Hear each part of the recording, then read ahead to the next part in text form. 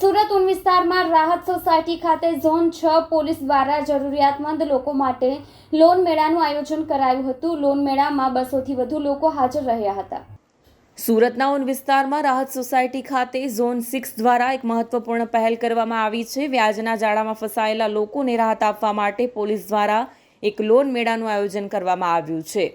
વ્યાજખોરોની ચુંગલમાંથી મુક્તિ આપવાનું એક પગલું ભરવામાં આવ્યું છે। 200 જેટલા લાભાર્થી હાજર રહ્યા હતા। ઘણી વખત આપણે જોતા હોય છે કે ઘણા લોકો આર્થિક મુશ્કેલીમાં આવી જાય છે અને વ્યાજખોરો પાસેથી ઊંચા વ્યાજે પૈસા લેવા મજબૂર બને છે। આવી સ્થિતિમાં લોકો વધુને વધુ દેવાના બોજ હેઠળ દબાઈ જાય છે। આવી સ્થિતિમાંથી બહાર આવવા માટે પોલીસે આ લોન મેળાનું આયોજન કર્યું છે। ઉન વિસ્તારના લગભગ 200 લોકો આ મેળામાં હાજર રહ્યા હતા અને તેમને લોન મેળવવાની તક મળી છે। જે લોકોને નાણાકીય મદદની જરૂર છે તેઓ આવા મેળાનો લાભ લઈ શકે છે। આ લોન મેળામાં પોલીસ અધિકારીઓ અને Varachha bank, bank of Baroda અને SBI બેંકના અધિકારીઓની ઉપસ્થિતિ રહી હતી। કેમેરામેન હકીમ શેખ સાથે વસીમ હાસમીનો રિપોર્ટ, આઝાદ ન્યૂઝ, સુરત। આજ રોજ ઝોન 6 વિસ્તારમાં લોન મેળાનું આયોજન કરવામાં આવ્યું છે।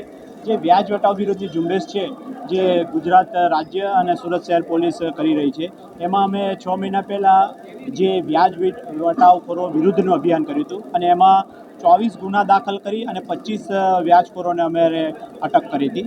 હવે એની બીજી કડીમાં અમે આ જે લોન મેળાથી લોકોને જાગૃત કરીએ છીએ કે જેને પૈસાની જરૂર છે એ લોકોને લોન મળી રહે। આજે Varachha cooperative bank, state bank of India અને બેંક ઓફ બરોડા એના મેનેજરો હાજર હતા અને એમણે દરેકને કઈ લોનો બેંકની મળે છે એની સમજ કરી છે તથા આ ઉપરાંત અત્યારે પણ એમના ટેબલ્સ છે, અત્યારે જેને જરૂર છે એને માર્ગદર્શન આપશે અને એમની જે કંઈ યોગ્યતા હશે એ પ્રમાણે બેંકમાંથી એમની લોનનું વિતરણ કરવામાં આવશે। એટલે અમે પોલીસ તરીકે એકલા વ્યાજખોરો વિરુદ્ધ કેસ તો કરીએ છીએ, એની ઉપરાંત લોકોને સરળતાથી ધિરાણ મળી રહે, લોન મળી રહે એનો પણ સુરત શહેર પોલીસ પ્રયત્ન કરી રહી છે। આવું અમે બહુ સારો પ્રશ્ન કર્યો છે, એના માટે અમે 26 ડિસેમ્બરે એક સંમેલન ભેસ્તાન પોલીસ સ્ટેશનમાં રાખ્યું હતું કે જે છૂટ્યા હોય એમને કોઈ આરોપી તરફથી કંઈ ધમકી આવે છે કે નહીં એને પણ અમે બોલાવી આપ બધાએ કવરેજ પણ કર્યું હતું। 26 ડિસેમ્બરે ભેસ્તાન રાખ્યું હતું અને એમાં પણ અમે પૂછ્યું હતું કે ભાઈ છૂટ્યા પછી પણ કોઈને થતી તકલીફ હોય તો પણ અમે સાથે છે, અમારા નંબર છે।